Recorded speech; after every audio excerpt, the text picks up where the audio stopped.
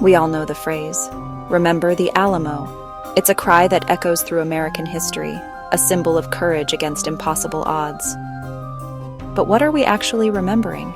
Is it the cold, hard facts of a desperate battle in 1836? Or is it something else entirely? The story of the Alamo is wrapped in layers of myth and legend, kind of like a dusty old treasure map. The lines between what happened and what we wish had happened are beautifully, wonderfully blurred. It's a place where history breathes, but also where ghosts whisper and legends are born. So let's peel back those layers together, shall we? You might be surprised by what we find hiding underneath the well-known story. Think of the Alamo not just as a historical site, but as a grand stage. On this stage, heroes were made larger than life. Their final moments were painted with the most dramatic colors imaginable. Before it was a fortress, it was a home for the spirit. The Alamo began its life as Mission San Antonio de Valero. It was founded in the early 1700s, a peaceful Spanish mission meant to bring Christianity to the local Native American people. Imagine it then, a quiet place of prayer and work, with a church, workshops, and living quarters. Its walls were built not for war, but to create a sanctuary in the wild Texas landscape. For nearly a century, it served this purpose. People were born there, they worked the land, and they were buried there. Over time, things changed. The mission was secularized. Its religious purpose faded, and the Spanish military moved in. The soldiers called it El Alamo, which means the cottonwood in Spanish, named after a grove of trees that grew nearby. No name is more connected to the Alamo than Davy Crockett. He was already a living legend when he arrived in Texas. A famous frontiersman, a bear hunter, and a former United States congressman from Tennessee. He didn't come to be a martyr. He came looking for new opportunities in a new land. But fate had other plans for him. The most enduring myth is about his death. For decades, the popular image was of Crockett, the last man standing. He was surrounded by the bodies of enemy soldiers he had slain. With his rifle Betsy broken, he used it as a club, swinging wildly until he was finally overwhelmed. This image was immortalized in books, paintings, and famously, in the Walt Disney television series from the 1950s. It's a powerful, heroic image. It's the perfect ending for a larger-than-life American hero. It's the version of the story that generations of children grew up with. A tale of ultimate defiance in the face of certain death. When a place sees so much tragedy, some say spirits are bound to linger. The Alamo is considered one of the most haunted places in America. The battle was incredibly violent and brutal. Hundreds of men died in a short, furious assault. One of the earliest and most famous ghost stories involves the Mexican army. After the battle, General Santa Anna ordered the Alamo to be completely destroyed. But when his soldiers approached the chapel with torches and tools, they were met by a terrifying sight. Ghostly figures rose from the walls, brandishing flaming swords. The soldiers were so frightened that they fled and refused to go back. The chapel was spared, saved not by living men, but by the ghosts of the men who had died there. Visitors and staff at the Alamo today continue to report strange occurrences. Many claim to have seen the apparition of a lone sentry, pacing the ramparts late at night. Others report seeing a figure of a small, blonde-haired boy in one of the upper windows of the chapel. The sounds of phantom cries, the thunder of cannon fire, and the faint music of Davy Crockett's fiddle are all part of the Alamo's ghostly lore. Every great legend needs a lost treasure. For the Alamo, that treasure is, well, the legendary San Saba silver. The story goes that before the final siege, the defenders of the Alamo gathered up a vast fortune. This wasn't just their own money. It was silver meant to fund the entire Texas Revolution.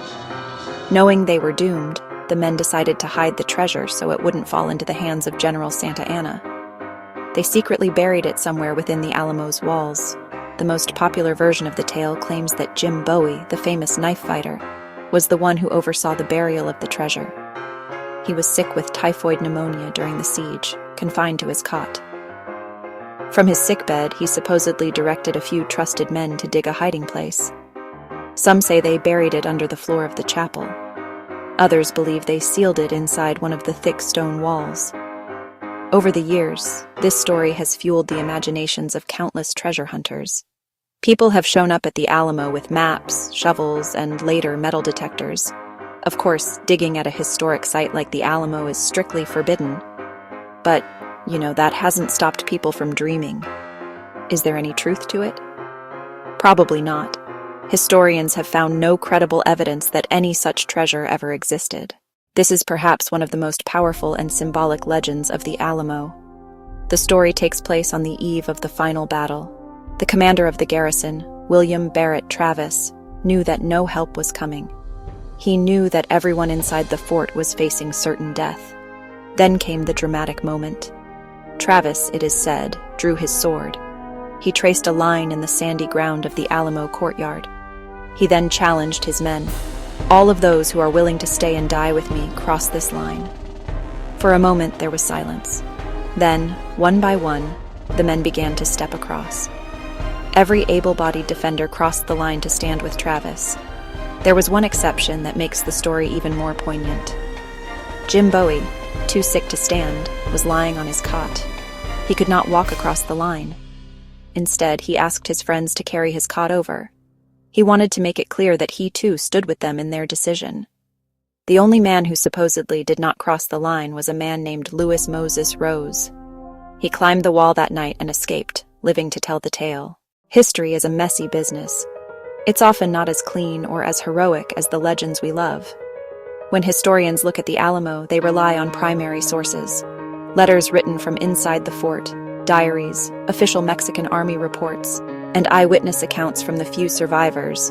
These sources paint a picture that is sometimes different from the folklore. They reveal a more complex human story. Let's look at Davy Crockett's death again. The most credible account comes from the diary of a Mexican officer named José Enrique de la Peña. According to his journal, Crockett and a handful of other men survived the initial fighting. They were captured and brought before General Santa Anna. When Santa Anna learned who the famous frontiersman was, he ordered their immediate execution. Crockett, in this version, died not in the heat of battle, but as a prisoner of war. What about the line in the sand? Most modern historians are skeptical. The story is just a little too perfect, a little too dramatic. It's important to understand that pointing out these historical facts doesn't diminish the bravery of the Alamo defenders. Their sacrifice was real. The myths and legends that grew up around the event are not meant to replace the history, but to enhance it. Now you know that the Alamo is more than just a building. It's a treasure chest of stories. Some are history, some are legend, and many are a fascinating mix of both. We've explored the heroic last stand of Davy Crockett, listened for the whispers of ghosts, and considered the dramatic line in the sand. The journey into the past doesn't have to end here. I encourage you to dig deeper. Read a book about the Texas Revolution. Better yet, if you ever get the chance, go visit the Alamo in San Antonio. Stand in the courtyard where Travis might have drawn his line. Walk through the chapel where the defenders made their final stand. See the place for yourself and decide which stories resonate most with you. History belongs to all of us. It's a conversation that we all get to be a part of. Share your thoughts. Talk about it with friends and family. The more we talk about these stories, the more we keep the memory of the Alamo and its defenders alive. And the next time you hear that famous phrase, you'll know that when we remember the Alamo, we are remembering not just a battle, but a rich tapestry of stories that define the enduring spirit of defiance and freedom. If you enjoyed exploring these legendary tales with me today, please give this video a thumbs up and subscribe to our channel for more fascinating stories from American history. Hit that notification bell so you never miss our latest adventures into the past. What's your favorite Alamo legend? Let me know in the comments below. Until next time, keep exploring the stories that shaped our nation.